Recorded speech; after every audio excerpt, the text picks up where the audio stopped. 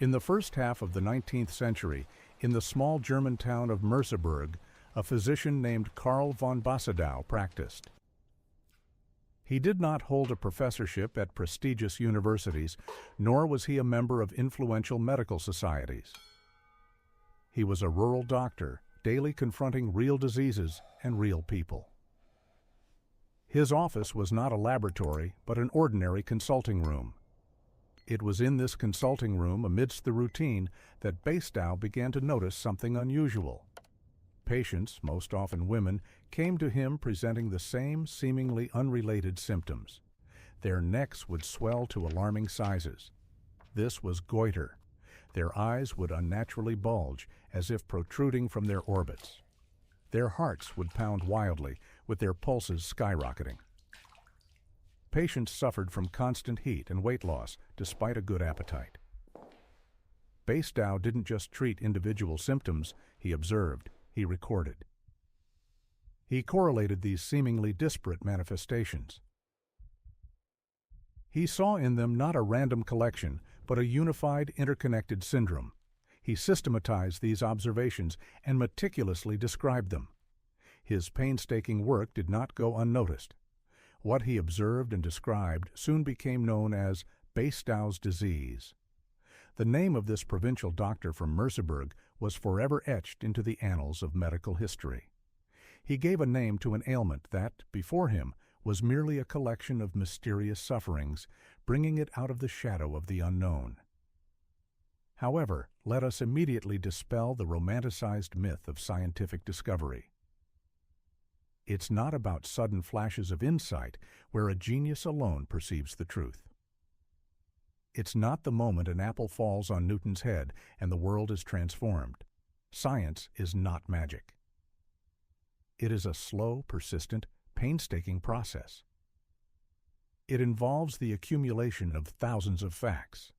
It requires attention to the minutest details that others ignore. It is the ability to see a pattern where most see only a chaotic jumble of symptoms. Basedow did not discover the disease in an instant. He didn't invent it.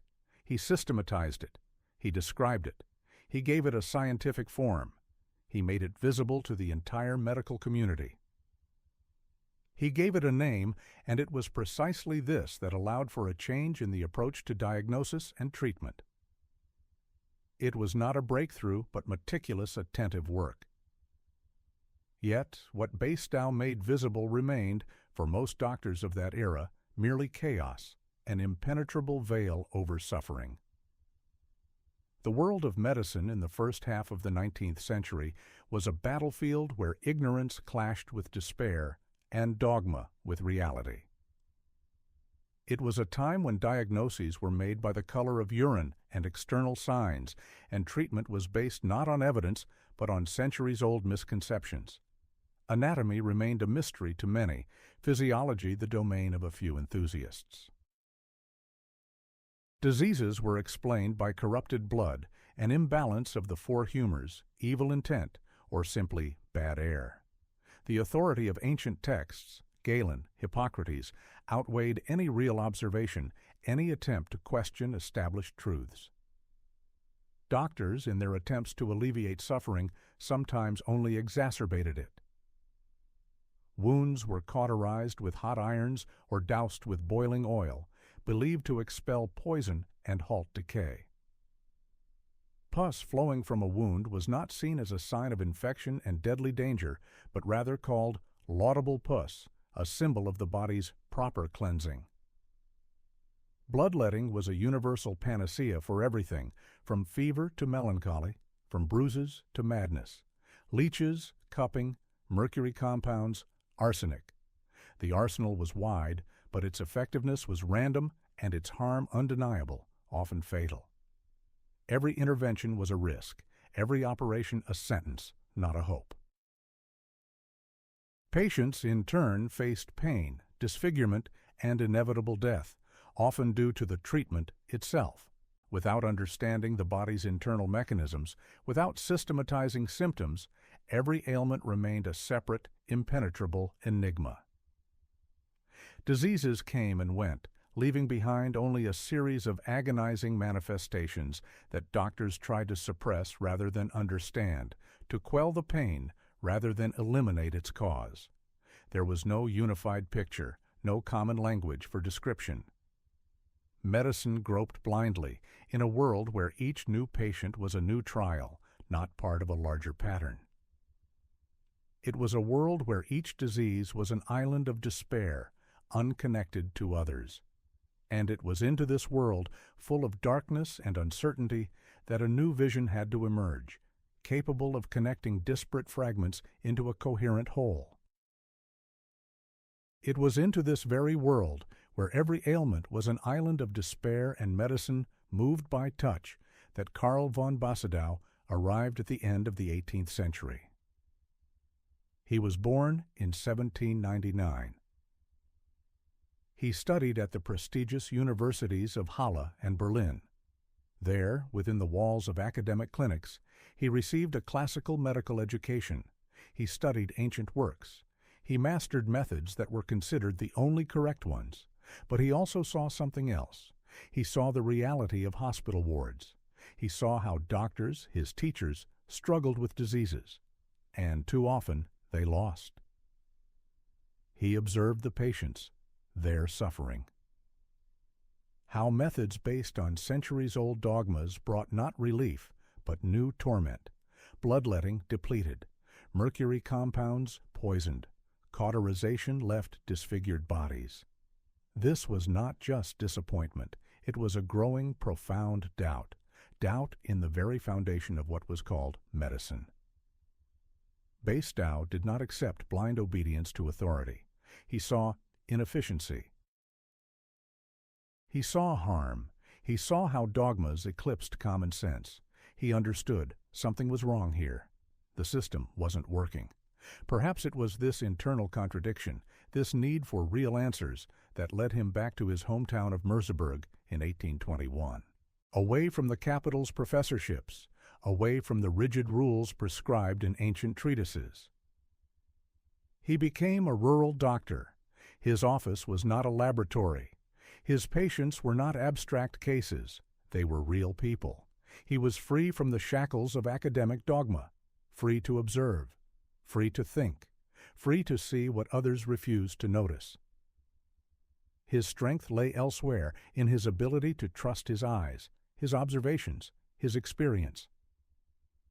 He believed in what he saw himself, not in what was written in dusty tomes. He was a practitioner, and this is precisely what made him dangerous to the old world of medicine. He was a practitioner. He trusted his eyes, and his patients, real people, came to him every day with their real sufferings. In the dim light of his office, amidst the smells of herbs and disinfectants, his daily battle with ailments unfolded.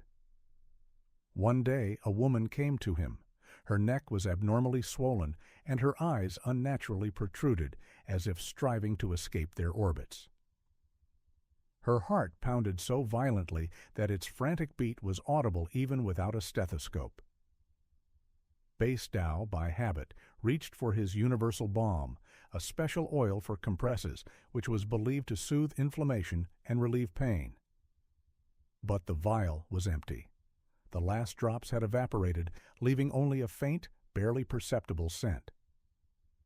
At that moment, deprived of his usual tool, Basedow did not retreat. He did not send the patient home. He did not look for a substitute. He did what he did best. He started to look carefully, intently, not just at individual symptoms, but at the whole picture. He leaned over her, feeling her pulsating neck, assessing the size of the goiter, not by sensation, but by precise measurements. He gently lifted her eyelids, studying the degree of eye protrusion, noting their fixed, almost frightened gaze.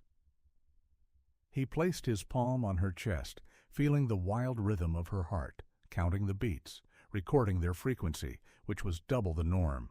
He asked questions about the constant feeling of heat, about weight loss despite a good appetite, about tremors in her hands, about sudden mood swings. Every word, Every gesture of the patient became a piece of the puzzle for him. He wrote, he recorded, meticulously. It was at this moment, in this forced pause, in this departure from conventional solutions, that Basedow saw something more than just a collection of disparate complaints. He saw a pattern, a unified, interconnected system. All these seemingly unrelated manifestations, the goiter, the bulging eyes, the tachycardia, the weight loss, the heat intolerance, suddenly coalesced into a single, alarming picture. This was his first central discovery, the realization that he was not facing several diseases, but one.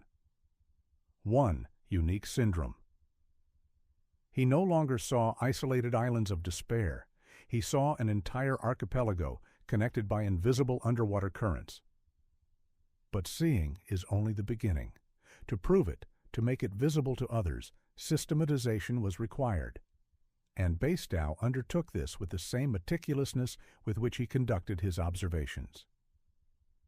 He began to keep detailed patient histories, documenting every symptom, every change, every figure. He compared one patient to another, searching for common features, deviations, progression. He didn't just describe, he measured. He transformed subjective complaints into objective data. He created an entire database long before that term existed. He was the first not only to recognize this ailment, but also to give it clear, measurable criteria. This painstaking, almost detective-like approach, born out of necessity and an unwavering trust in his own eyes, allowed him to extract a concrete, tangible disease from the chaos of suffering. He didn't just give it a name, he gave it a form. He described it so precisely that any other doctor encountering similar symptoms could now unmistakably recognize it. He pulled it from the shadows, illuminating it with the spotlights of scientific analysis. And that light began to scatter centuries of darkness. This light did not flash instantly. It was the result of methodical work, built on several principles that, at the time, were considered, if not heresy, then at least eccentricity. What constituted Basedow's genius? His ability to discard dogma and trust pure data. He didn't just observe patients, he experimented in his consulting room. Every prescription, every question, every change in the patient's condition became part of a large, unstated study. He didn't wait for epiphanies. He collected facts, thousands of facts. His main tool was not a steel scalpel or a test tube with a reagent. It was his mind, a mind honed by empiricism. He believed only what he could see, measure, and record. If ancient texts said one thing and his eyes saw another, he chose his eyes. He didn't just note an enlarged neck. He measured its circumference. He didn't just record rapid heartbeat. He counted the pulse, tapping out the beats, and compared it to the norm.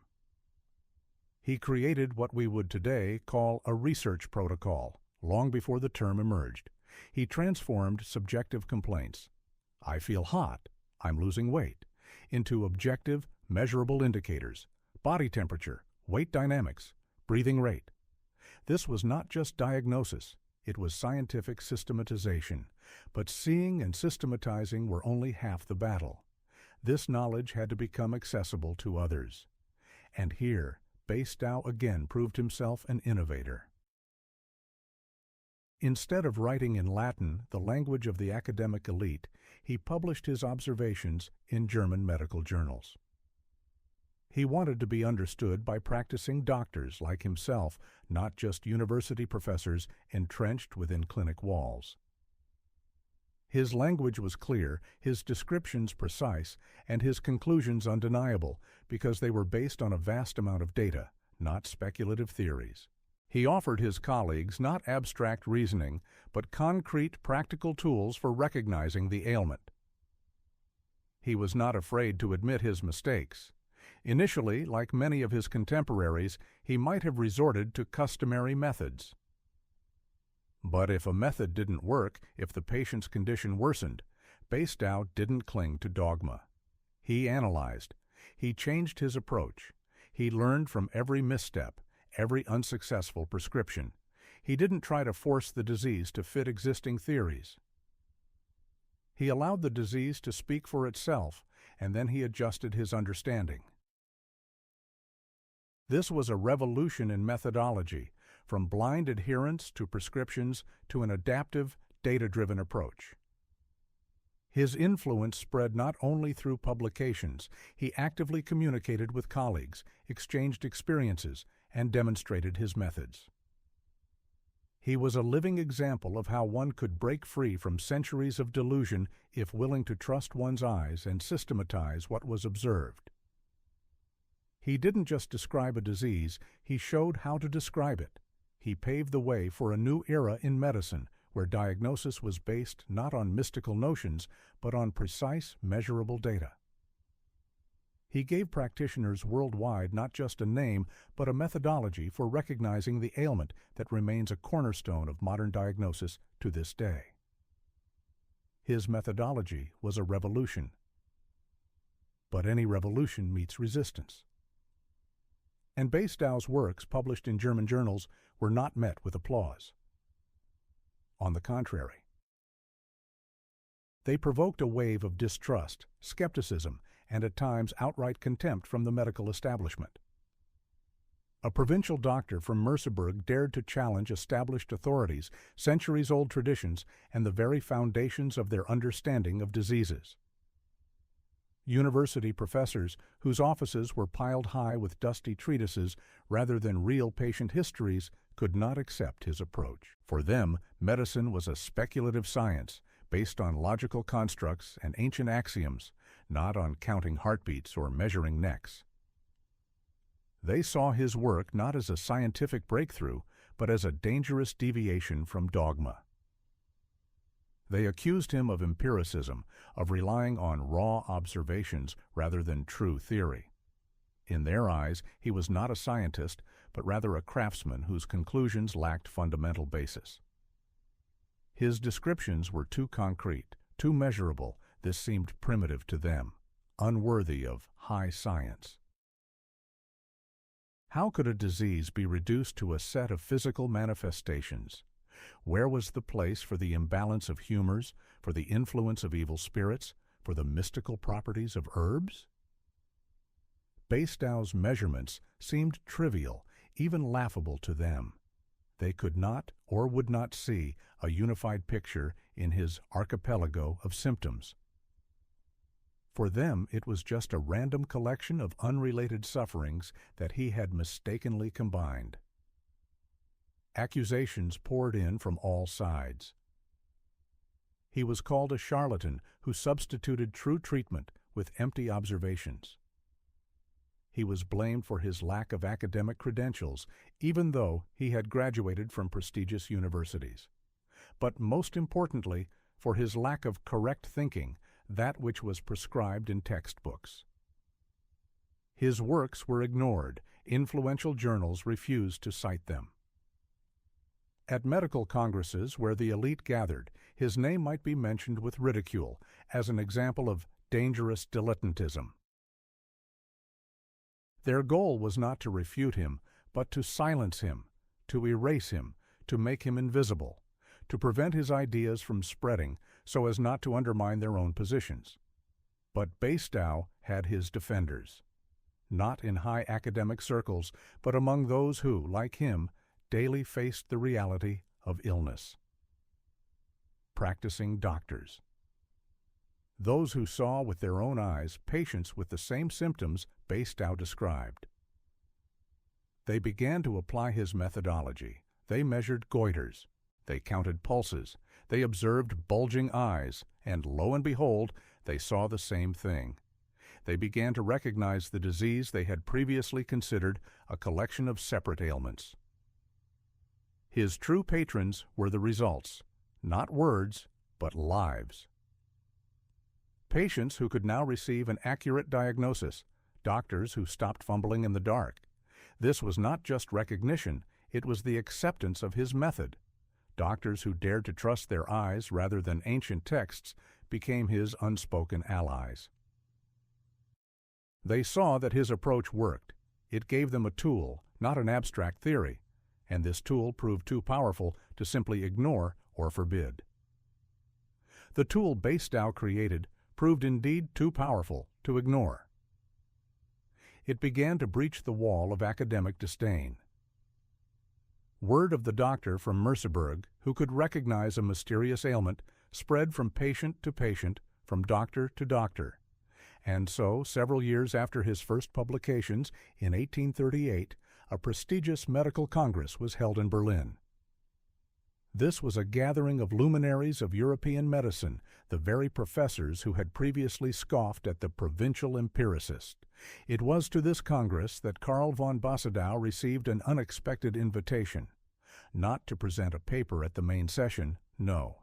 He was allotted a modest slot in the miscellaneous section at the very end of the day, when most delegates had already dispersed. Many perceived this as a humiliation, an attempt to let him speak only to publicly refute him afterward. The professors prepared to ask tricky questions. They expected Basedow to bring only raw observations, unsupported by anything but his own unauthorized opinion. But Basedow did not come to Berlin empty-handed. He brought not stacks of dusty folios, but mountains of meticulously filled patient histories. These were hundreds of pages, inscribed in his clear calligraphic hand. Each line represented years of painstaking labor. Each entry was the result of careful observation. He brought not abstract reasoning, but graphs, tables, diagrams. For the first time in medical history, in the face of skeptics, he presented not just a description of symptoms, but statistical data. He showed the dynamics of the disease's development. He demonstrated how pulse rates, weight, and neck circumference changed in hundreds of patients. When he ascended the podium, the hall was filled with tense anticipation.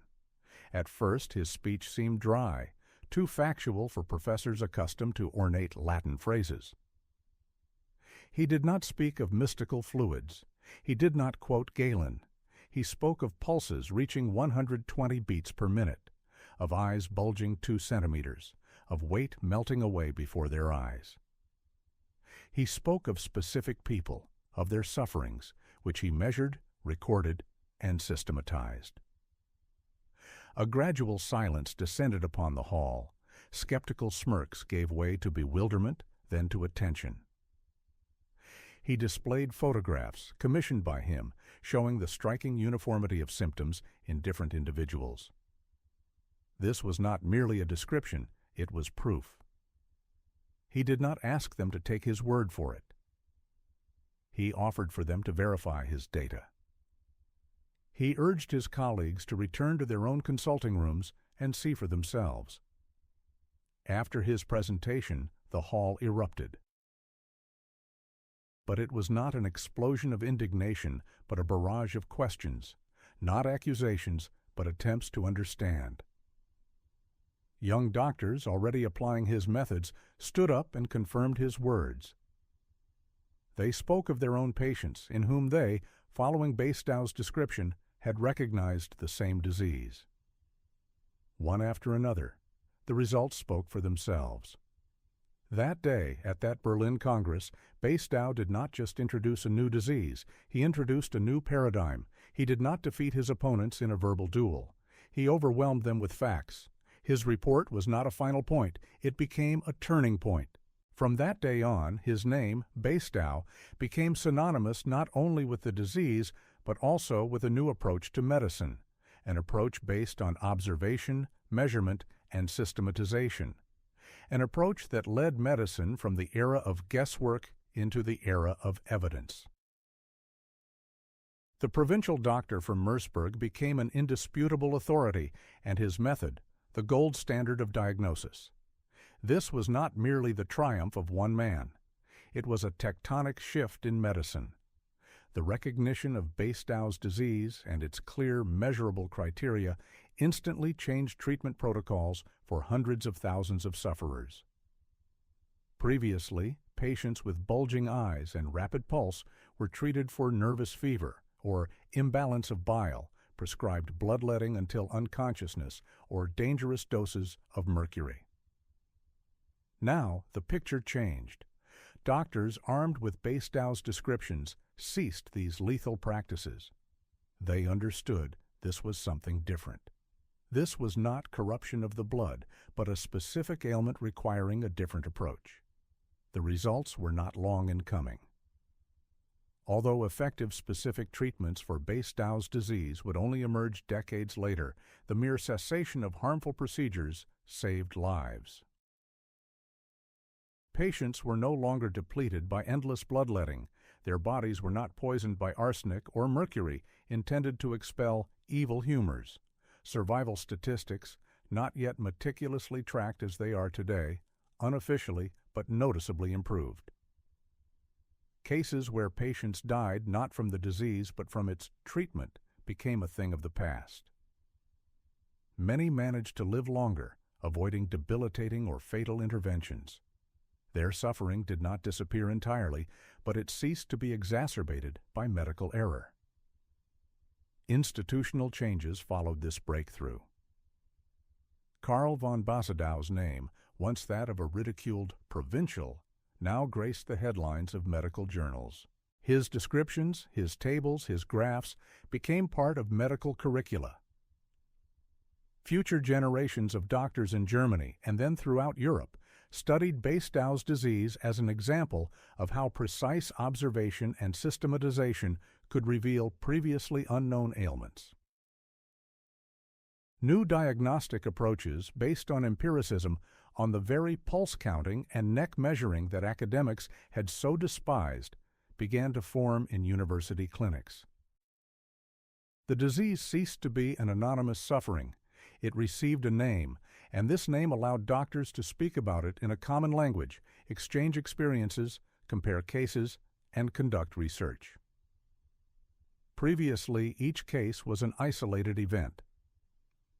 Now it was part of a common recognized problem. This spurred the search for the true causes of the ailment and the development of safer and more effective therapies. Basedow's discovery did not just name a disease, it laid the foundation for future research into the endocrine system, for understanding the role of the thyroid gland. It was the first step toward conscious rather than intuitive medicine. Medicine that began to be built on facts, not guesswork. Karl von Basedow did not uncover the ultimate mystery of the disease. He did not decipher its cause. He merely gave it a name and a form, but therein lies the paradox and the greatness of his legacy. A simple rural doctor, armed only with a keen eye and an unwavering faith in what he observed, managed to change the course of medicine. He showed that truth is not found in dusty treatises, nor in the authority of the ancients, but in the minutest details, in painstaking observation, in every measured heartbeat, in every recorded symptom.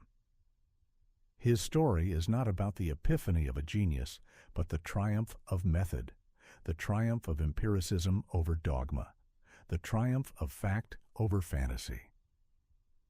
He taught the world of medicine not just to treat, but to see.